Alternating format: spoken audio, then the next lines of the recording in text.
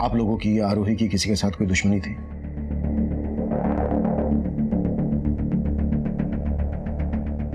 आप लोगों ने आरोही को आखिरी बार कब देखा था? कल दोपहर को। मम्मा मैं आती हूँ। हाँ, कहाँ जा रही है आरोही? निशा के घर मम्मा, कंबाइंड स्टडी के लिए, आपको बताया था ना। और जब मैंने उसकी दोस्त को फोन किया तो उसने कहा कि हाँ अंकल, आरोही तो 8 बजे चली गई थी। निशा वो तुम्हारे घर आई भी थी या उसने तुमसे झूठ बोलने के लिए कहा? तो आपको लग रहा है कि आरोही की दोस्त निशा ने आपसे झूठ बोला था? शायद। और आपको लगता है कि आरोही का किसी के साथ अफेयर था?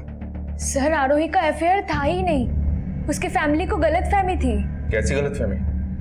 कोई तो उसे बार बार कॉल करता था और हाँ बहुत सारा गिफ्ट भेजता था। पर वो था कौन ये तो पता होगा ना तुम्हें? नहीं सर, वो कौन था वो मैं तो क्या, वो तो आरोही को भी नहीं पता था। आरोही तो इन सब चीजों को लाइटली मत ले यार, मेरी बात मान, एक बार अपने पेरेंट्स से बात करके देख।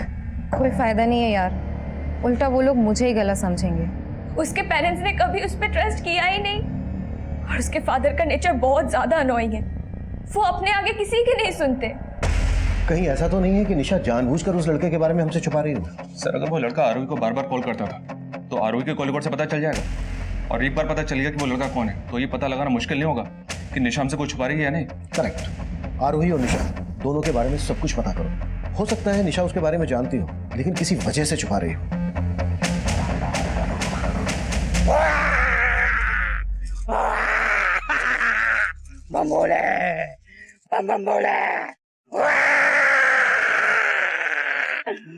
डर मुझसे।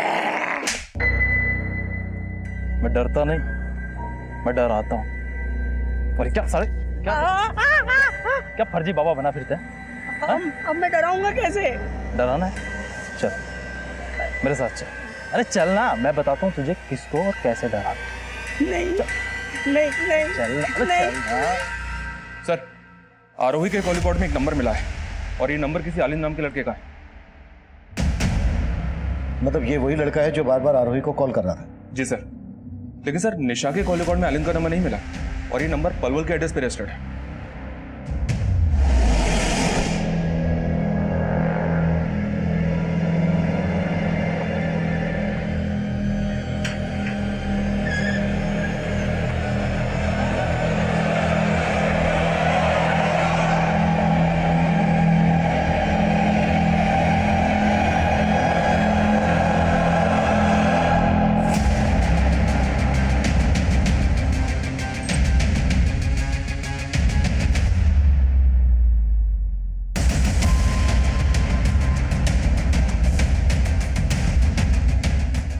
ना बोलो।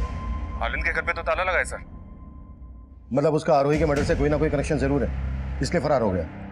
उस तक पहुंचने की कोई लीड? आलिम के आसपास में इंक्वायरी की तो पता चला उसके आगे पीछे कोई नहीं है, लेकिन एक बात है सर, आरोही का मर्डर हुआ 4 दिन पहले और आलिंद का घर पिछले 2 महीने से बंद है। लेकिन आलिंद का फोन आरोही के मर्डर वाली रात तक फरीदाबाद में एक्टिव था और उसका घर है पलवल में। मतलब पिछले 2 महीने से वो फरीदाबाद में रह रहा था। मामला कुछ अटपटा लग रहा है।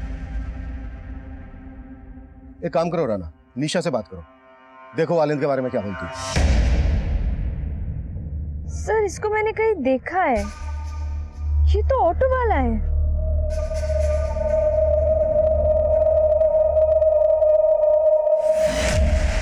ऑटो वाला? हाँ, मैं और आरोही अक्सर इसके ऑटो से कॉलेज से घर आते थे।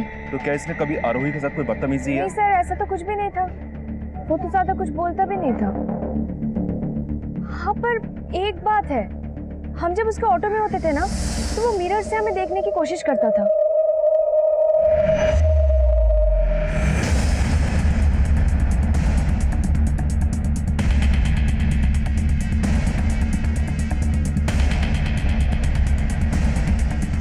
सर फरीदाबाद के ऑटो स्टैंड पे हमने आलिंद के बारे में पता किया।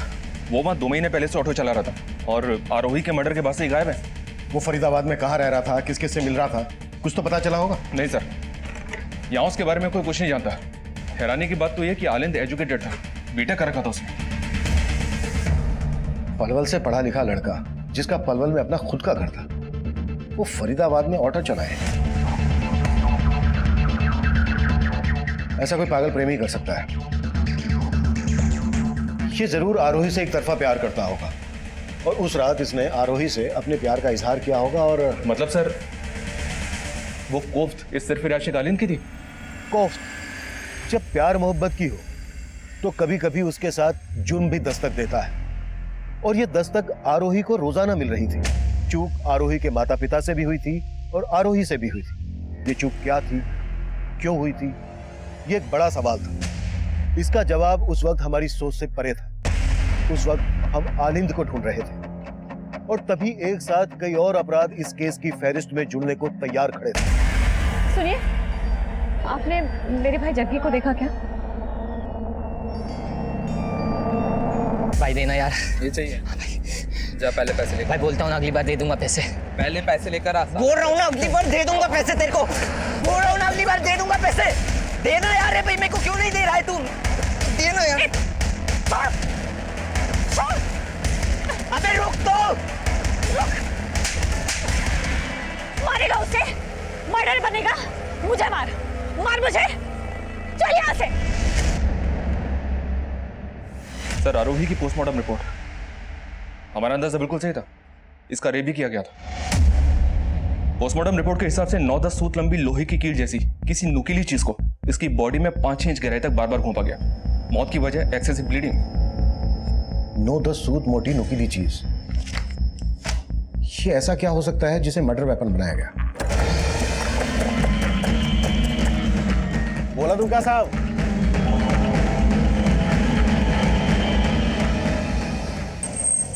मजदूर लोगों का जरूरत है, दो कौन आएगा?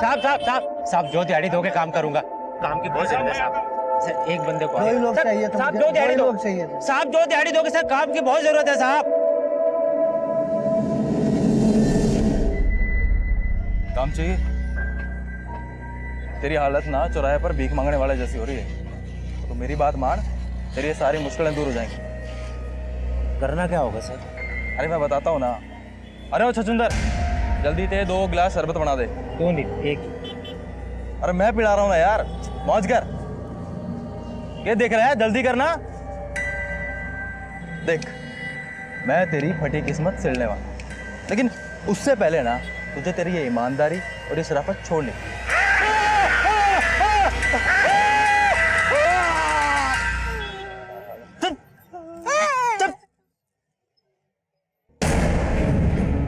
देख, इतना से कुछ नहीं होगा, ठीक है? अगर मेरे साथ रहेगा ना तो ऐश करेगा।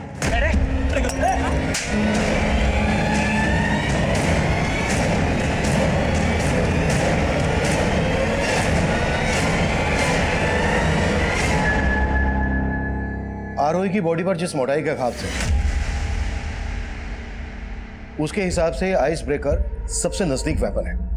हो ना हो किलर ने आइस ब्रेकर का इस्तेमाल किया होगा। लेकिन सर, ना तो क्राइम सीन के आसपास से हमें ऐसा कुछ मिला और ना ही आलिंद के घर से।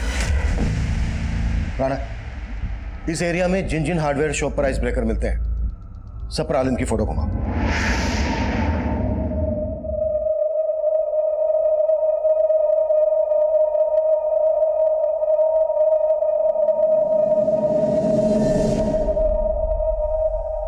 ये झूठ मूठ का दुखी होने का नाटक मत कीजिए। सब आपका दोष है। आपने कभी मेरी आरोही पे भरोसा नहीं किया। वंदना, मैं मानता हूं मुझसे बहुत बड़ी गलती हो गई। गलती? अरे मेरी आरोही नहीं रही, और ये गलती नहीं गुनाह है। सिर्फ वो लड़के ने नहीं मारा मेरी आरोही को, उसकी मौत के जिम्मेदार आप भी हो। वंदना, आप भी हो।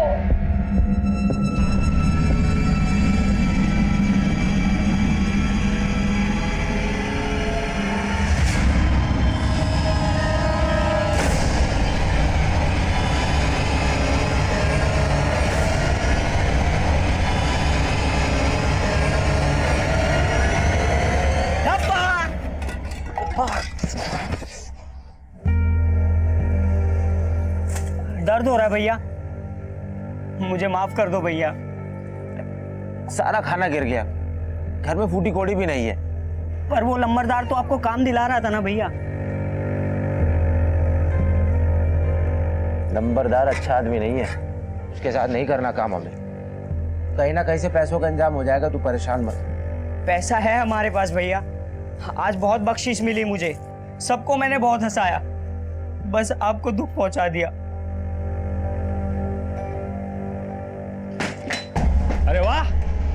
बड़ा प्यार व्यार हो रहा है यार, थोड़ा प्यार हमें भी कर लो। कहाँ है तेरा वो लंबरदार? भैया हमें नहीं पता कहाँ है। अच्छा मालूम नहीं तुझे? मालूम नहीं इसे लंबरदार कहाँ पे? अरे भैया नहीं भैया भैया भैया भैया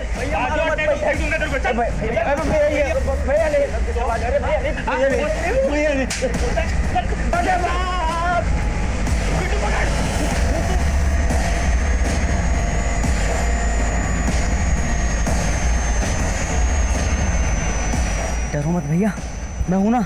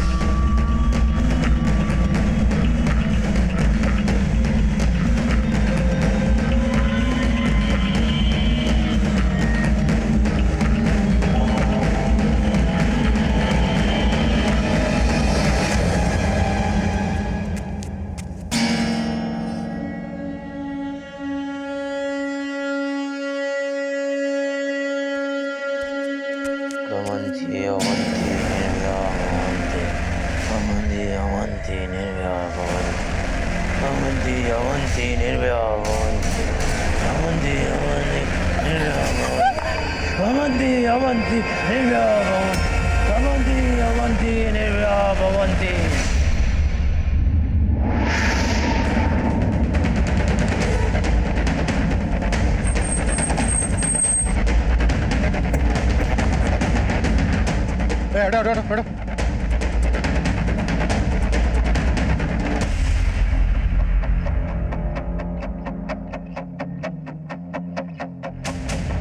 सर इसके पॉकेट में तो कुछ भी नहीं। लेकिन मारने का तरीका सेम है जैसे आरोही को मारा गया। इसे भी किसी पतली और नोकीली चीज से घोप घोप कर मारा गया है। सर यहाँ भी उसी तरह का बियर कैन मिला है जैसा आरोही की लाश के पास से मिला था। मतलब साफ है आरोही और इसका किलर कोई एक ही है। सर इस आदमी के बारे में पता चला है कि इसे अक्सर लेबर चौक के आसपास देखा गया था। लेबर चौक? बॉडी पोस्टमार्टम के लिए भिजवाओ, हम लेबर चौक जाते हैं। सर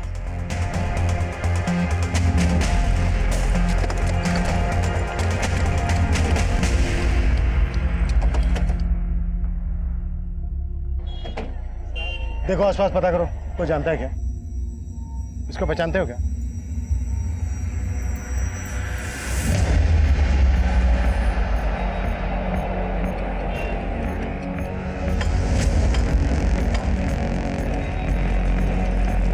नहीं। इसको जानता है? हाँ साहब, ये तो लंबरदार है।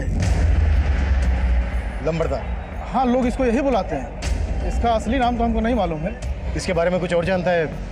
ये कहाँ रहता था? इसका कोई दोस्त, रिश्तेदार? इतना तो मैं इसको नहीं जानता साहब। हाँ, लेकिन कुछ दिन पहले ये आदमी यहाँ आया था और इसके साथ एक और लड़का था, यहाँ खड़ा था वो। फिर बीच में एक बहरूपिया आया, वो डराने लगा सबको। फिर दो लोग आए और मारने लगे इनको। अच्छा, लंबरदार के पीछे जो दो लोग भागे थे वो कौन थे? नहीं साहब, इतना तो मुझे नहीं मालूम। और लंबरदार के बारे में साहब इससे ज़्यादा मैं कुछ नहीं जानता। साहब ये वही बहरूपिया है साहब, ये वही है साहब। ए रोक, इधर आ। ए, पकड़ो इसको। जाओ उधर जाओ।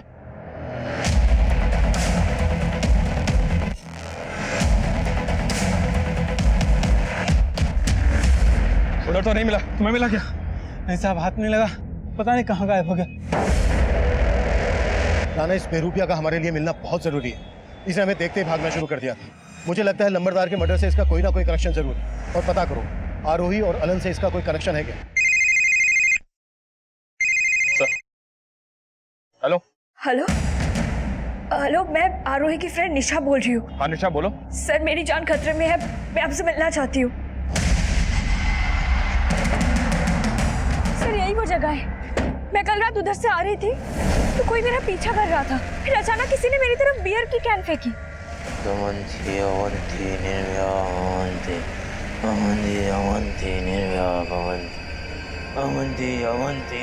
सर, किसी तरह मैं जान बचा के घर गई, वरना वो मुझे भी मार देता।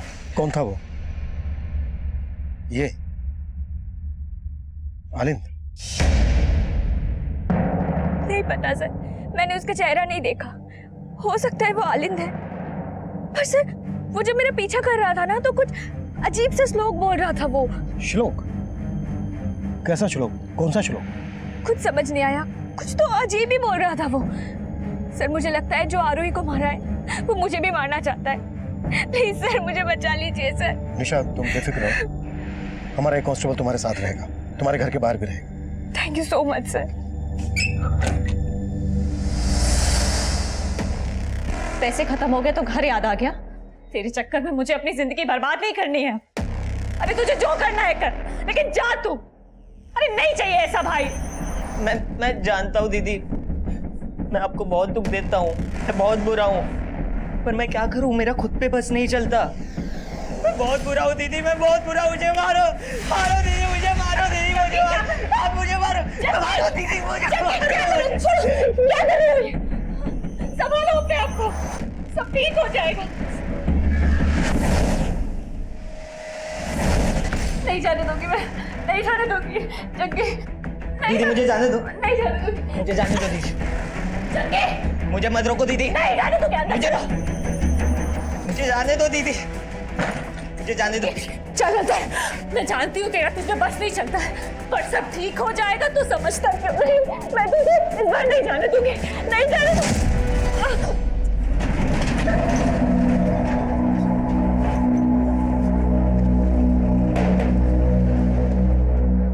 क्या जरूरत थी पुलिस को देकर भागने की? हमने कोई गलत काम किया जो हम पुलिस से डरेंगे? आपको तो पता है ना भैया, हमको पुलिस को देख के बहुत डर लगता है। और वो याद है ना गांव में हमारे साथ पुलिस स्टेशन में क्या हुआ था?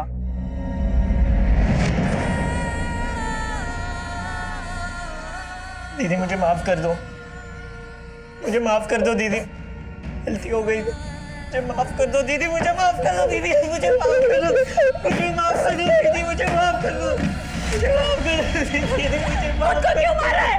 मुझको क्यों मार रहा है? मुझे मार दे, मुझे मार।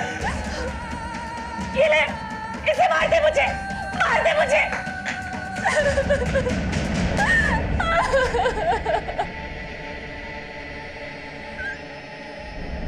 सर हार्डवेयर की कई दुकानों में पता किया मैंने, आलिंद ने कहीं से भी आइस ब्रेकर नहीं खरीदा था। सर गोले वाले ने ये बहरूपिया और ये दूसरे आदमी का स्केच बनवाया है जो लंबरदार के साथ थे। लेकिन सर गोले वाले को उन दोनों आदमियों का चेहरा ठीक से याद नहीं है जिन्होंने लंबरदार के ऊपर अटैक किया था। ये आदमी और ये बेरुपया दोनों के स्केचेस सर्कुलेट करो, कैसे भी करके पता लगाओ इनके बारे में और आलिंद के बारे में भी। सर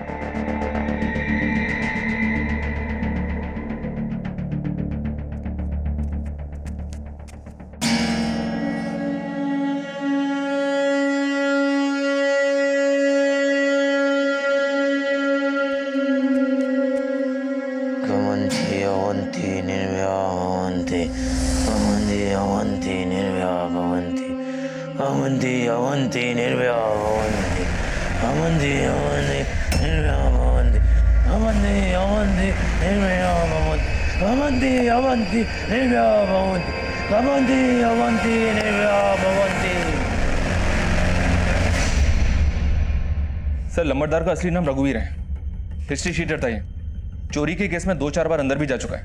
इसके गैंग में 2 मेंबर और हैं, पिंटू और भोलू। उस गोले वाले को हमने पिंटू और भोलू की तस्वीर दिखाई, तब उसने पहचाना कि इन्हीं दोनों ने उस दिन रघुवीर पर अटैक किया था। वो बेरुपिया और उसके साथ जो दूसरा लड़का था, उन दोनों का पिंटू और भोलू से क्या कनेक्शन है? सर ना तो इनके आपस में कनेक्शन का पता चला है और ना ही आलिंद का इन दोनों हत्यारों से कनेक्शन का पता चला है। सर ये रघुवीर पेशेवर क्रिमिनल था, इसके गैंग में 2 लोग भी थे। कहीं ऐसा तो नहीं कि ये तीनों लूट के इरादे से हत्या करते हों? आरोही को भी लूटा गया था, लेकिन रघुवीर को आपसी रंजिश के चलते मार दिया हो इन दोनों ने। हो सकता है, लेकिन निशा ने बताया कि उस पर हमला करने वाला अकेला आदमी था। रघुवीर के गैंग में 2 आदमी थे, इस बेरुपिया के साथ भी एक लड़का था। इनके अलावा सिर्फ आलिंद ऐसा है जो अकेला था। इन सबके साथ साथ आलिंद को भी ढूंढो, तभी जाकर इस केस की गुत्थी सुलझेगी। सब साला अपने हिस्से के 4 लाख दबोच कर मरा है वो लंबरदार। पता करना पड़ेगा पैसा कहाँ छुपाया उसने। भोलू भाई बाहर निकले तो पुलिस दबोच लेगी, कुछ टाइम यहीं रुकते। सर मुहीराबाद में एक मर्डर केस सामने आया है। इस आदमी को भी वैसे ही मारा गया जैसे आरोही और लंबरदार रघुवीर को मारा गया था, और इस आदमी की डेड बॉडी के पास भी सेम बियर कैन मिला है। ये किलर अब फरीदाबाद से मुहीराबाद पहुंच गया। कहीं ये सीरियल किलर तो नहीं?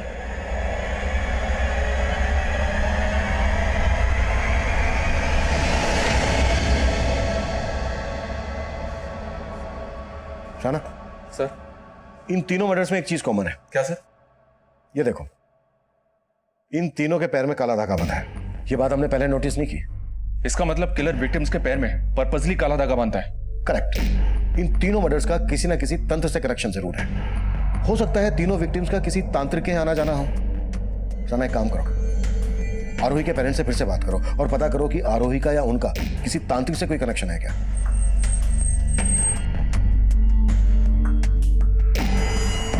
नहीं सर, आरोही के पैर पे कभी कोई काला धागा बांधा नहीं था। और हमारा और आरोही का कभी तांत्रिक के पास आना जाना नहीं रहा। Excuse me. हाँ सही, बोलो। सर, उस बहरूपिये के बारे में पता चला है। वो अपने भाई के साथ एक झोपड़पट्टी में रहता है, लेकिन अभी दोनों भाई घर पे नहीं है। ठीक है।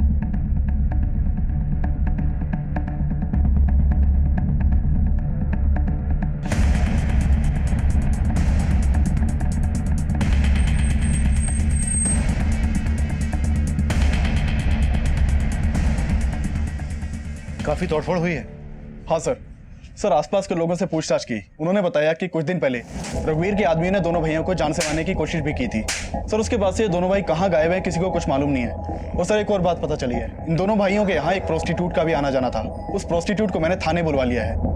साहब, अगर कुछ पूछना था तो वहीं पूछ लेते, यहाँ बुलाने की क्या जरूरत थी? जो पूछा गया है उसका जवाब दो। हाँ साहब, मैं जाती थी उस लड़के के पास, लेकिन वो लड़का था भी कि नहीं, ये मुझको डाउट है। तुम उस बेरूपिये की बात कर रही हो? हाँ साहब, एकदम नौटंकी था वो। पैसा देता था मुझे, लेकिन मेरे साथ ही नहीं सोता था। ये कपड़ा नहीं, तुमको पैसा दिया ना, अब तुम पूरी रात मेरा कर्तव्य देखोगी। हाँ साहब, वो नाच नाच के मुझे अजीब अजीब से करतब दिखाता था, लेकिन उसका भाई चुपचाप बाहर बैठा रहता था। सुन बे, तेरे भाई ने तो कुछ नहीं किया, तू करेगा क्या? और वैसे भी रात भर तो अरे अतरंगी थे दोनों भाई। ठीक है, तुम जा सकती हो। बड़ी अजीब बात है राणा, ये दोनों भाई प्रोस्टिट्यूट को अपने पास बुलाते थे, लेकिन इसके साथ कुछ करते नहीं थे, जबकि आरोही के साथ रेप हुआ था।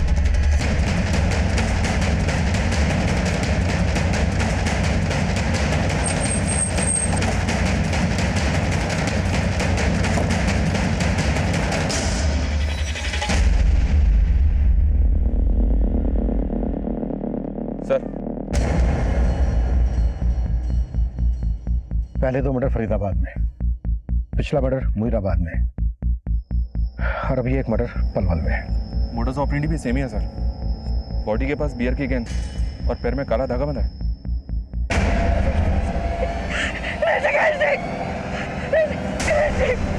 क्या हो गया?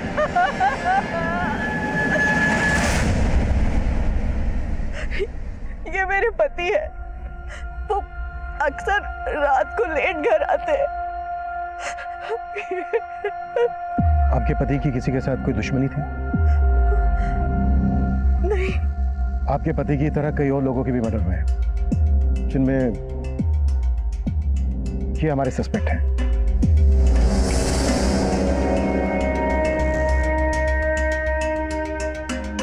इनमें से आप जानती किसी को?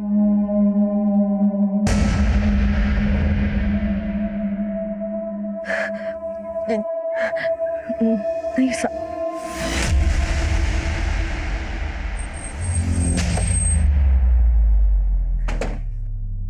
राणा, मुझे लग रहा है वो औरत हमसे कुछ छुपा रही है। मतलब सर, आप कहना चाहते हैं कि वो इन सस्पेक्ट्स में से किसी न किसी को जानती है? हो सकता है, आई थिंक वो किसी डर की वजह से छुपा रही है। उस औरत और उसके पति के बारे में सब कुछ पता करो। सर ऋषिकेश के मर्डर से पहले तक हम ये मानकर चल रहे थे कि ये केस किसी सीरियल किलर से जुड़ा था, जिसमें तंत्र मंत्र, प्यार मोहब्बत सब एंगल्स नजर आ रहे थे। पर उन हत्याओं के पीछे एक कोफ्त, एक रंज थी, और ये कोफ्त और ये रंज किसकी थी ये हम उस वक्त नहीं समझ पा रहे थे। साइको लवर आलिंद, बेरुपिया रंजीत, उसका भाई कौशल, हिस्ट्री शीटर रघुवीर के आदमी, हम सबको ढूंढ रहे थे। लेकिन उन हत्याओं का मकसद क्या था, उन्हें अंजाम तक पहुंचाने वाला कौन था, ये तब एक बड़ा सवाल बना हुआ था।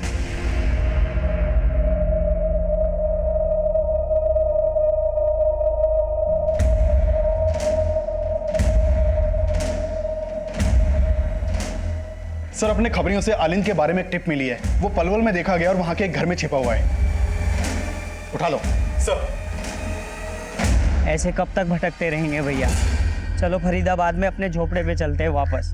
आप सही कह रहे थे, जब हमने कुछ किया ही नहीं है तो हम डरेंगे नहीं किसी से। तू परेशान मत हो, जाए कैसे घर, अभी वो देख। कहाँ जाना है? फरीदाबाद। अरे आ जाओ, बैठ जाओ, भाड़ा बस का ही दे देना। आ जाओ आ जाओ, आओ तो।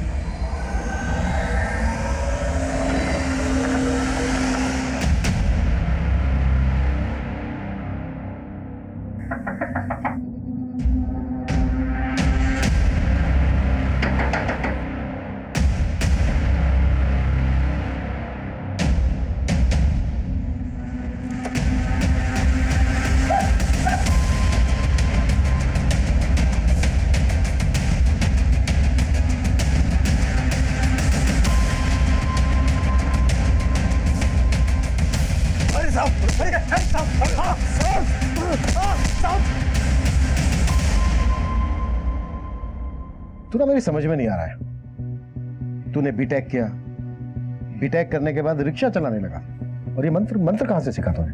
कौन सा मंत्र साहब? अब बोल। मैं तो आरोही के लिए पागल था साहब। उसको देखने के लिए ऑटो चलाने लगा, उसको फोन करके गिफ्ट देके उसका हाँ का इंतजार करता था साहब। लेकिन वो साहब, मैं डर गया था साहब, डर गया था। मैं जानता था कि आप लोग मुझे ही पकड़ोगे, लेकिन मैंने मर्डर नहीं किया साहब।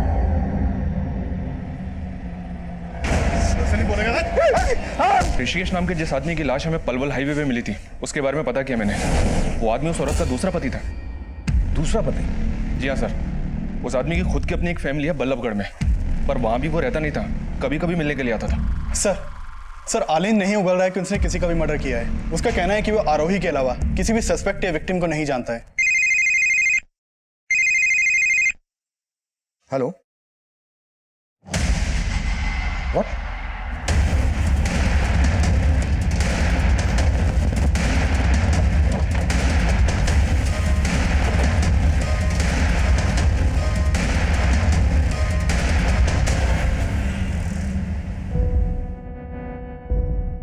सर ये देखिए, ये तो वही बेरुपिया लग रहा है, और ये भी उसी मोडस ऑपरेंडी से मारा गया है।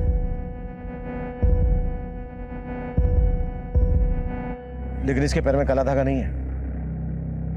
सर कहीं ऐसा तो नहीं किसी ने इसका मर्डर करने के लिए उस किलर की मोडस ऑपरेंडी का इस्तेमाल किया? हम तो अब तक इसी को सस्पेक्ट मानकर चल रहे थे। अब इसका मर्डर किसने किया होगा? इसे और इसके भाई कौशल को रघुवीर के आदमी मारने आए थे। कहीं ऐसा तो नहीं है कि कौशल का भी मर्डर हो गया? आसपास चेक करो, कुछ मिलता है क्या? मैं तब तक ऋषिकेश की बीवी से मिलकर आता हूं।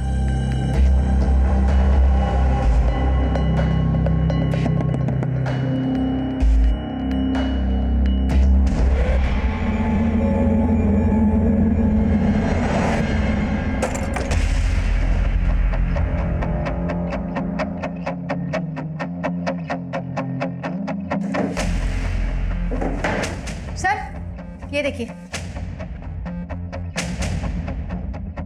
सर, जो औरत इस घर में रहती थी वो ऋषिकेश के मर्डर के बाद से ही गायब है, और पड़ोसियों से पता चला है कि वो बहरूपिया और उसका भाई दोनों यहाँ आए थे। वो दोनों इस औरत से मिलने ही आए थे। क्या कनेक्शन हो सकता है दोनों का इस औरत से? सर, लोगों को उन दोनों के बारे में कुछ पता नहीं है। ये आदमी इस औरत का पहला पति होगा, और ये दोनों इसके बच्चे। रतन फोटो स्टूडियो, बल्लभगढ़ का एड्रेस है।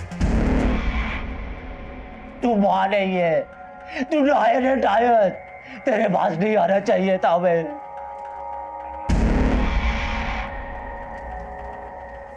ठूस लो और फटाफट चलते बनो। तू मां है हमारी और तू हमसे? माँ नहीं हूं मैं तुम्हारी। तुम दोनों मेरे दुश्मन हो, दुश्मन। फटाफट खा के निकलो यहाँ से। नहीं जाएंगे जब तक हम तेरे उस नए पति से नहीं मिल लेते। तेरी वजह से ऋषिकेश जी, तेरा छोटा बेटा भी तो मरा है वहां। रंजीत के लिए आंसू नहीं निकले तेरे। बोल मुझे, बोल।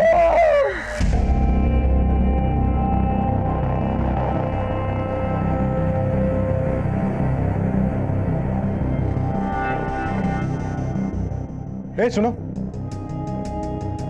जी साहब। ये होशियार का घर है ना? हाँ साहब, घर तो यही है, लेकिन उसका तो काफी टाइम पहले मर्डर हो गया था।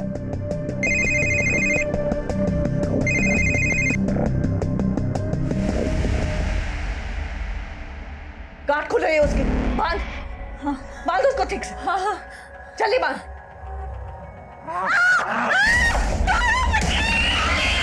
मैं खोलती हूँ तुझे।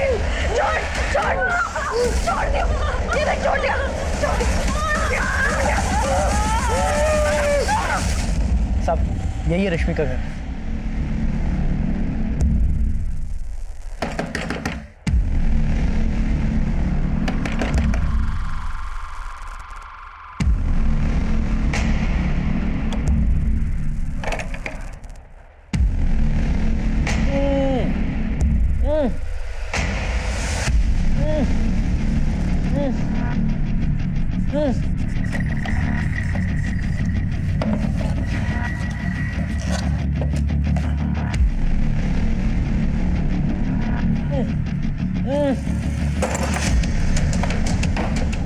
हाथ खोलो इसके।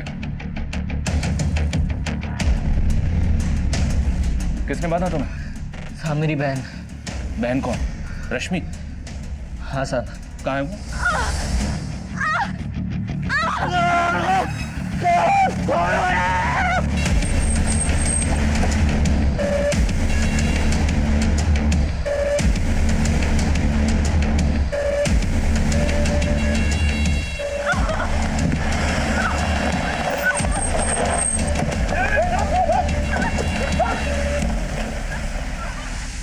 इसने मुझे 2 बार विधवा बनाया। पहली बार अपने सगे बाप होशियार जी को मार डाला, ये ऋषिकेश जी को भी मार डाला। लेकिन रंजीत को कौशल ने नहीं मारा था, उसको ऋषिकेश अंकल के बेटे ने मारा था, बदला लेने के लिए। कहाँ जाना है भाई? छोड़ दूं?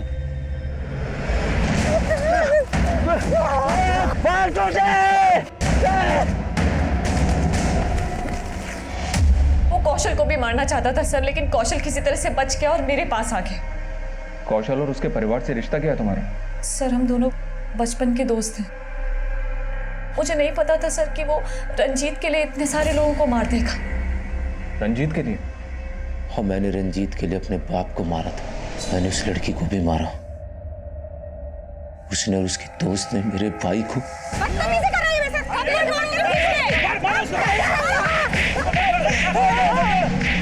मजाक करके पैरूपिया बन के अपना पेट पालता था, लेकिन वो लड़की। तो फिर रघुवीर को क्यों मारा? रघुवीर के गैंग के लोग उससे अपना हिस्सा चाहते थे।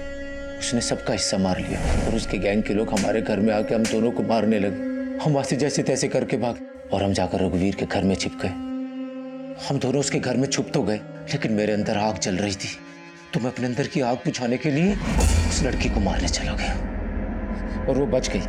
मैं वापस रघुवीर के घर आया तो देखा मुईराबाद में मैंने जिस आदमी को मारा, ये वही आदमी था जिसने बचपन में पुलिस स्टेशन में मेरे भाई की चड्डी उतारी थी। ये अंदर से भी लौंडिया तो नहीं है, देखा जाएगा। और फिर मैंने अपने सौतेले बाप को भी मार दिया। उसकी वजह से हमारी माँ हमें छोड़कर चली गई थी और उस दिन उसने हम दोनों को जलील भी किया था। खाना क्यों दिया कुत्तों को? फिर मेरे सौतेले भाई ने अपने बाप का बदला लेने के लिए मेरे भाई रंजीत को मार दिया। ये बोल, सबके पैर में जो काला धागा बंधा होता था, उसका क्या चक्कर है? साहब वो धागे मैंने ही बांधे हैं। जब मैं छोटा था ना, तो मैंने अपने बाप को मार दिया था, तो मुझे एक बाबा ने प्रायश्चित कराया और बोला तू किसी का भी खून करेगा ना तो बस ये मंत्र पढ़ देना, यमन धमंग धमंग यंदनी निर्भया। रंजीत की हत्या ऋषिकेश के बेटे सुनील ने की थी, जिसे हमने गिरफ्तार कर लिया था। रघुवीर गैंग के दोनों अपराधी अभी तक फरार हैं, पर इस केस के प्राइम एक्यूज कौशल का मानसिक संतुलन ठीक नहीं था। उसका बचपन ऐसे वैशी माहौल में गुजरा था जिसने उसका जीवन ही कुंठित कर दिया था, और जब उसने अपने पिता की हत्या का प्रायश्चित करना चाहा, तब वो एक ढोंगी तांत्रिक के अंधविश्वास का शिकार हुआ। इस केस की इन्वेस्टिगेशन के दौरान हमें रश्मि पर हुए अत्याचारों का पता चला और अदालत के फैसले पर रश्मि के भाई जग्गी को रिहैब सेंटर भेज दिया गया। अब मैं सीनियर इंस्पेक्टर अभिमन्यु जिंदल आप लोगों से विदा लेता हूं। आपसे फिर मुलाकात होगी एक नए केस के साथ। देखते रहिए क्राइम पेट्रोल दस्तक। मकसद बताना नहीं, बचाना।